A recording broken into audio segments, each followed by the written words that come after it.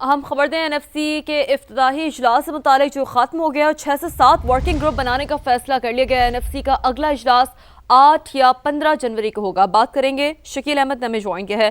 جی شکیل بتائیے گا تو کیا اہم فیصلے کیے گئے اس اجلاس میں؟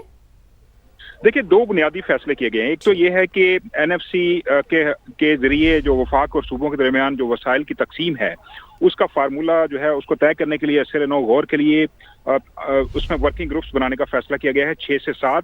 اگلا اجلاس 8 یا 15 جنوری کو ہوگا. سابق فاٹا کے معاملے پر الگ ورکنگ گروپ بنے گا اور جس میں یہ فیصلہ ہوگا کہ فاٹا کو جو کے پی کے میں ضم کیا گیا ہے اس کو وسائل کتنے دیے جائیں گے.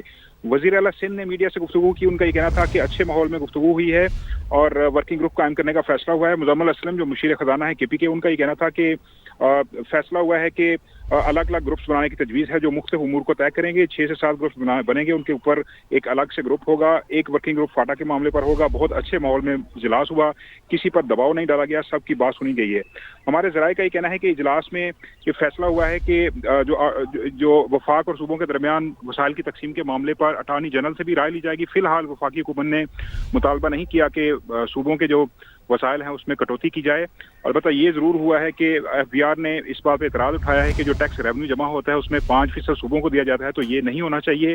اور ساتھ ساتھ یہ بھی فیصلہ ہوا ہے کہ جو ریونیو کا جو فورم ہے یہ اخراجات کا نہیں ہے, کیونکہ وفاقی حکومت نے مطالبہ کیا تھا کہ صوبے اپنے اخراجات کی تفصیلات دیں, جس پر وزیر اعلیٰ سندھ نے اعتراض کیا کہ یہ ریونیو کا فورم ہے, اخراجات کا نہیں ہے. آپ ہم سے ریونیو کے بارے میں بات کریں, اخراجات ہم کہاں کرتے ہیں اس کے بارے میں آپ نہیں پوچھ سکتے. تو یہ 2 بنیادی فیصلے تھے. شکیل, خاقان نجیب صاحب ہمیں جوائن کر چکے, ماہر معاشیات ہیں. بہت شکریہ خاقان صاحب سما کو وقت دینے کے لیے. سر, این ایف سی یقینی طور پر سب کی نظر ہوتی ہے, انتہائی اہم اجلاس جو آج ہوا ہے. وفاق اور صوبے میں وسائل کے حوالے سے تو گفتگو ہوگی, لیکن تھوڑا یہ بتائیے جو ورکنگ گروپ کی تشکیل ہے اس سے آپ کیسے دیکھتے ہیں خاقان صاحب؟ I think things are happening in Pakistan جو پہلے بھی ہمیشہ ایسے ہی ہوتا تھا.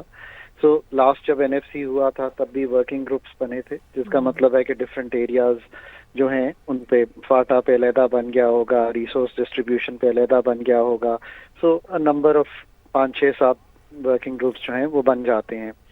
میں ہمیشہ کہتا ہوں کہ کسی بھی میٹنگ میں جانے سے پہلے بہت ہوم ورک, بہت ریسرچ, بہت کاغذ لکھنے چاہیے کہ ڈویزبل پول جو ہے اس کو کیسے شیئرنگ آگے ہونی چاہیے, ٹیکسز کیسے اس میں آنے چاہیے, ورٹیکل ڈسٹریبیوشن کیسی ہونی چاہیے, ہاریزونٹل ڈسٹریبیوشن کیسی ہونی چاہیے, اسپیشل ایڈجسٹمنٹس ہیں جس میں فاٹا کا کاف کرنا ہے, اے جے کے گلگت بلتستان ہے. سو یہ سارے مسائل جو ہیں وہ جو این ایف سی میں ہیں ان پہ ایک ڈسکشن ہونی ہے. سو ورکنگ گروپس جو ہیں اگلے آنے والے مہینوں میں اپنی جو جسے کہیں گے سفارشات ہیں, اب سفارشات جو کہ ایک یوز ہوتی ہے ٹرم پاکستان میں, آئی تھنک بہت ریسرچ کرنے کی ضرورت ہے کہ اگر آپ پاپولیشن کو 82% سے کم کرتے ہیں اور اس کا ویٹ کچھ بھی کرتے ہیں تو اس کا کیا امپیکٹ آتا ہے.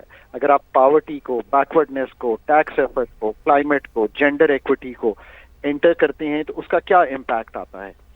اسی طرح جو اوور آل سچویشن ہے کہ وفاق 57.5% پلس 1-2% ایکسٹرا جو دیتا ہے اس کو دینے کو کم کرنے کے لیے کیا جو پاورٹی ہے وہ سبجیکٹ نہیں ہے وفاق کا, اس کا 700+ ارب کا جو ایکسپینڈیچر ہے اس کی شیئرنگ ہوگی. کیا آپ کے جو اسپیشل ایریاز ہیں اس کے پیسے پہلے نکال کر پھر شیئرنگ کا فارمولا بنے گا. تو خاقان صاحب اس میں بھی کائنڈلی شارٹلی کامنٹ کر دیں کہ وفاق اور صوبوں کے درمیان جو وسائل کی تقسیم کا معاملہ ہے اس پر اٹارنی جنرل سے رائے لی جائے گی, آپ اسے کیسے دیکھتے ہیں؟ یہی ہے کہ اس کو ہمیشہ 18ویں ترمیم کے ساتھ پڑھنا چاہیے. یہ تو وفاق کو دیکھنا ہے. یہ میں ایک ہمیشہ چیز کہتا ہوں کیونکہ وہ 17 سبجیکٹ جو وفاق کے چلانے کے نہیں ہیں اور وہ ان پہ خرچہ ہو رہا ہے, ان میں سے کیسے نکلنا ہے. اور لا کی جو رائے ہے وہ اتھارٹیز ہمیشہ لیتی ہیں مختلف چیزوں پہ کہ اگر ویٹیج چینج کرنی ہے یا آپ نے 57.5% کو دیکھنا ہے, اگر آپ نے جو 3% فاٹا ایلوکیشن ہے, کلائمیٹ ہے, جینڈر بیسڈ چیزیں ہیں ان کو دیکھنا ہے, تو اس پہ کیسے آپ آگے بڑھ سکتے ہیں. سو آئی تھنک کہ آرٹیکل 163 یہ ہے اس کی انٹرپریٹیشن ہے. سو it's good to take. बिल्कुल, I think it's good to take this initiative. एक बहुत अच्छे माहौल में ये मुलाकात हुई, एक बहुत अच्छे माहौल में डिस्कशन हुई. खाकन नजीब साहब हमारे साथ मौजूद है. माहिर माशियात, बहुत शुक्रिया आपके वक्त. नुमाइंदा खुसूसी साथ हासिल था शकील अहमद का. तो एनएफसी इजलास अच्छे माहौल में हुआ, किसी पर कोई दबाव नहीं डाला गया, सबकी बात सुनी गई. सूबों के हिस्से में कमी की कोई बात नहीं हुई.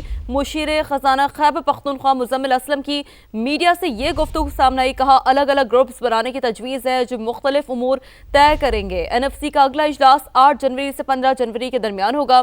तो एनएफसी इजलास अच्छे माहौल में हुआ, ऐसा उन्होंने कहा.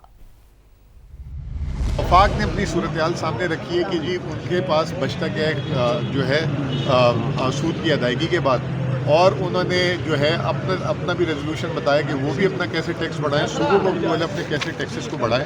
ये कहीं बात नहीं हुई, बल्कि वो जो ग्रुप्स हैं उसमें ये कह रहे हैं कि अलग अलग ग्रुप्स बना लिए जाएं कि हॉरिजॉन्टल, जैसे आबादी के लिहाज से जो है पैसे कितने देने चाहिए जिसको हॉरिजॉन्टल, उसके लिए अलग ग्रुप हो जाएगा.